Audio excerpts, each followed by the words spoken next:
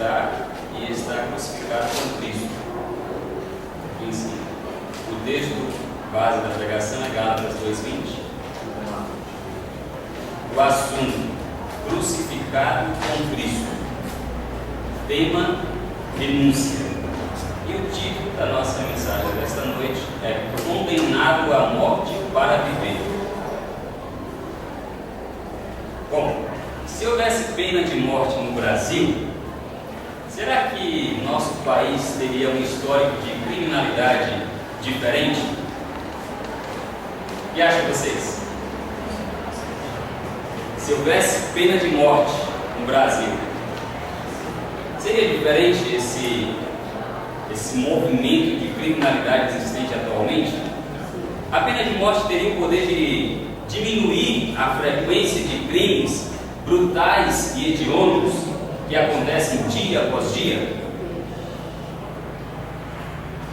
Em um passado não muito distante, os tribunais executavam os condenados de maneiras brutais. Alguns eram atravessados com bastões, outros esmagados por elefantes, enquanto outros infelizes tinham a sua pele arrancada, outros ainda tinham seus ossos triturados. Na atualidade, os métodos tradicionais parecem mais piedosos. Afinal, o enforcamento, a cadeira elétrica tem pelo menos o mérito de matar mais rápido.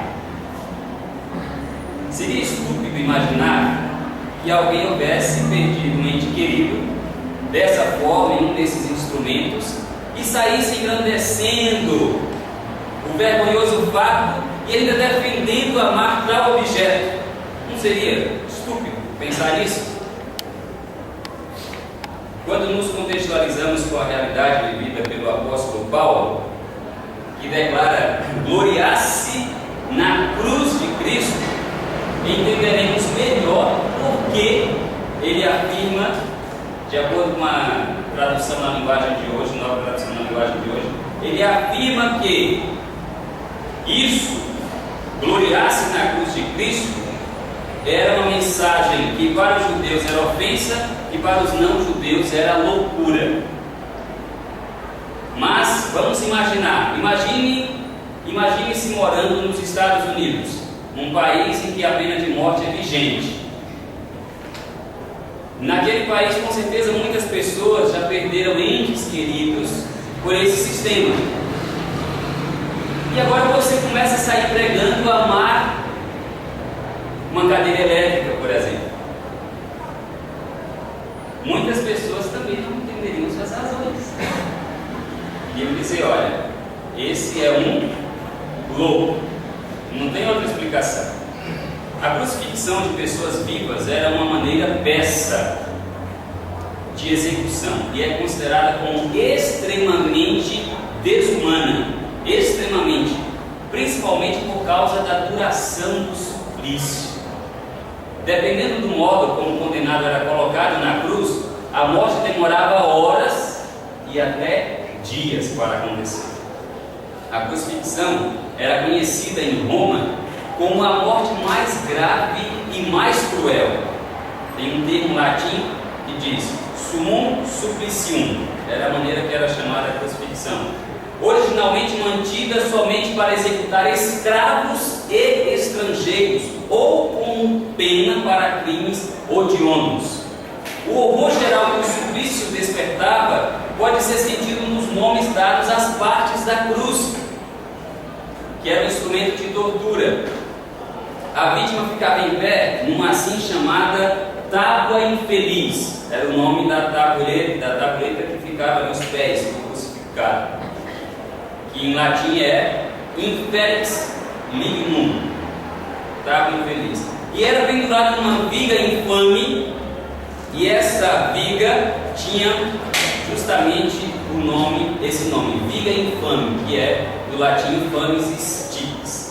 Cícero, um escritor romano, a considerou a mais cruel e terrível penalidade, e recentemente ela foi definida como um ponto culminante da arte do torturador, ou seja, de todos os materiais de eliminação, de penalidade, o mais cruel é o da crucifixão ou crucificação.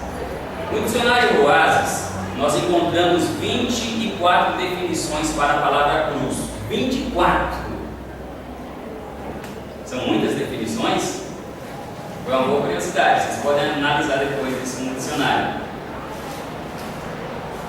No contexto metafórico, se não me falha a memória, é o quinto ponto que o dicionário traz, cruz significa sacrifício.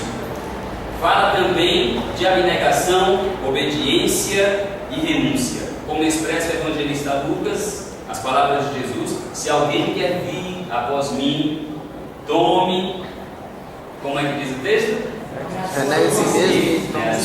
A sua cruz e siga-me. Lucas 9:23. Neste contexto em que a mensagem da cruz de Cristo era loucura, Paulo não só a reafirma, como também afirma estar crucificado com ele. Ele não só prega a mensagem da cruz, mas ele fala: eu também estou nessa cruz. Analisando a afirmação do apóstolo em Gálatas 6,14, que diz: mas longe esteja de mim gloriar-me a não ser na cruz de nosso Senhor Jesus Cristo. Entendemos que somente pode gloriar-se da cruz de Cristo aqueles que, de fato, com Ele estão crucificados. Só pode gloriar-se na cruz de Cristo aqueles que, de fato, com Ele estão crucificados. Você me escuta neste momento por uma das duas razões que darei. Ou você está aqui porque está crucificado com Cristo, ou foi trazido aqui para com Ele ser crucificado nesta noite.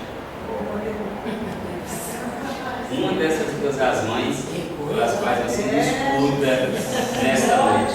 Sendo assim, neste momento nós faremos uso das Santas Escrituras. Eu gostaria de convidar você a pegar sua Bíblia e nós vamos descobrir, dentro desse contexto, o que o crucificado não pode fazer. Nós temos 5 tópicos dentro dessa mensagem para analisar o que o crucificado não pode fazer. Primeiro ponto: o crucificado não tem poder sobre si. Agora imagine uma pessoa crucificada à sua frente. Essa pessoa tem suas mãos pregadas ou amarradas, tem seus pés pregados ou amarrados. Essa pessoa tem algum poder sobre si?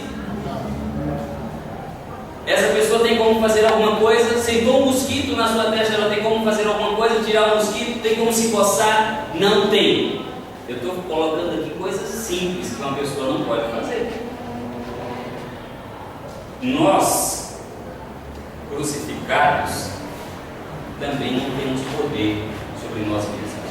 Se você está com Cristo crucificado, você não tem poder sobre sua vida.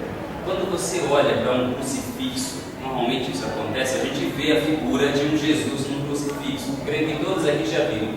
Quando a gente olha, parece que Jesus ali está descansando. Já tiveram essa impressão de que está descansando, né?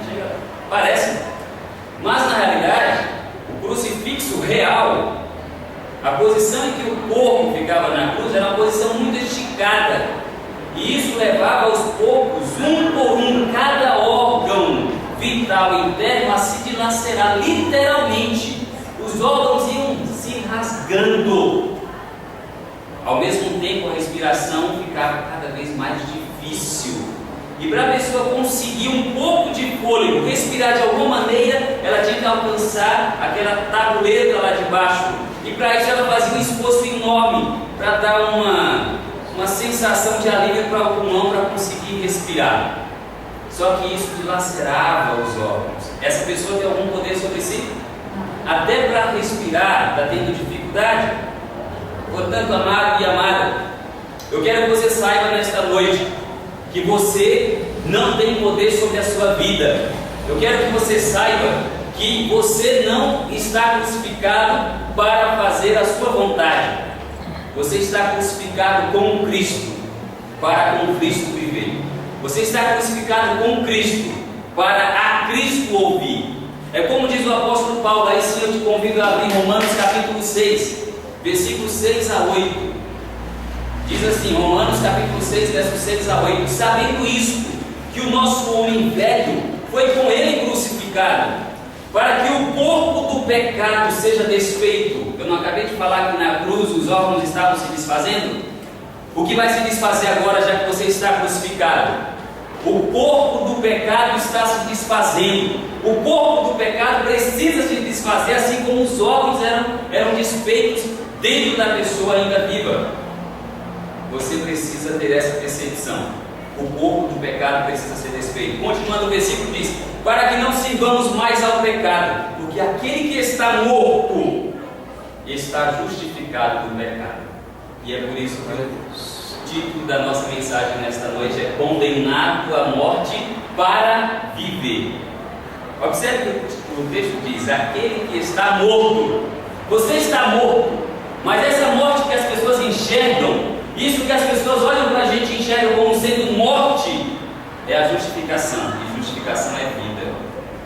Você está condenado para viver, você está condenado para morrer, porém está predestinado para viver. Glória a Deus. Tenha isso em mente. Outro texto, esse a gente pode mencionar porque todos conhecem, nos deixa bem claro que você está morto para o mundo. Colossenses 3,3, o apóstolo Paulo diz que você já está morto e a vossa vida está escondida em Cristo. Você tem uma vida escondida. A vida não é apenas isso que nós vemos, que as pessoas veem. A sua vida de fato está escondida. 2 Coríntios 5,17 diz que você é uma nova criatura. Eis a razão pela qual você morreu, ou para a qual você morreu. E Gálatas 5,24 diz que você pertence a Cristo. Olha que bonito, você pertence a Cristo. Diz o texto assim: e os que são de Cristo crucificaram a carne com as suas paixões e concupiscências. É por isso que você não entende porque que muitas vezes você quer fazer uma determinada coisa, você sente desejo de fazer algo de determinada maneira, mas você é impedido por um poder que te domina. Você é impedido por aquela voz que diz assim: não é por aí, não vá por esse caminho, porque você está crucificado com Cristo. Fala a Deus. Segundo ponto que um crucificado não pode fazer: o crucificado não toca os seus pés na terra. O crucificado não toca os seus pés na terra. Ele está elevado. O máximo que ele pode tocar é a tabuleta, a infame tabuleta. E o que é salvação para nós? O que é salvação para você? Teologicamente, salvação é libertação com elevação. Uma coisa é libertar, outra coisa é libertar e elevar. E teologicamente, salvação é isso. Abra sua Bíblia, Salmos capítulo 40, do versículo 1 ao versículo 3, e você vai enxergar aí o que é de fato salvação.